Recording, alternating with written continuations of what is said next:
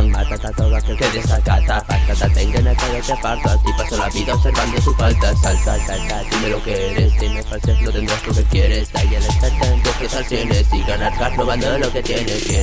Pero no puedes pararme. Mis letras pican como un puto enjambre de abejas locas, puertas de hambre. Y no habrá nadie que pueda hacer un cable. Cómeme el sable, no voy a ser amable. No dejaré que mi ramo muera en balde. Tienes ganas de que muera mis tetas, puedes pedírsela a tu puta madre. Ricky, más quiero que nunca se te lo como matazo en la nuca. Rúcate pero deja de insultar y empieza a dejar a la gente disfrutar. Cogí la ruta hacia el infierno, sentí quemarme con el fuego eterno y empecé a tirar pa'lante, mentalizado de que no hay miedo. He dominado mi estilo por completo, he superado con creces cada reto. He ventilado los chupitos del baret, pero no conseguí que me den por muerto. La sonrisa es algo de violento, estate atento, no escondo todo lo que vengo. He gozado y me siento contento porque nadie puede hundirme bajo el suelo. No van a conseguir dispararme yo.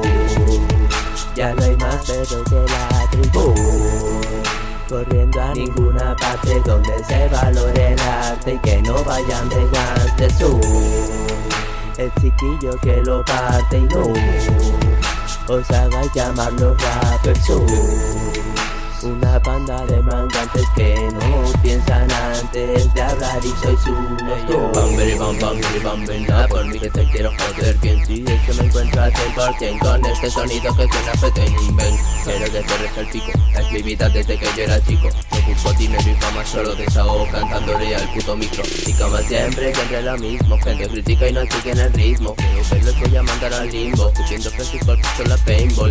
Quédate con lo que enseño, soy persona así que no tengo dueño. Ven aquí ya y muéstrame tu empeño, que yo te espero fumándome un leño. Dueño, aunque la gente no se meta en mi vida y a mí me da igual que tengan puesta y como una mina de oro que no escatima en dar en cada rima. Imagínate ya capaz de hacer que tu novia gima y más llamas para ti, pa' que no vayas en sí, pa' que veas que hay mejores que tú en este ring. Mira, ven aquí, pin pin, sé que ahora llega tu fin. Este es el último asalto antes de Billy Sin Me.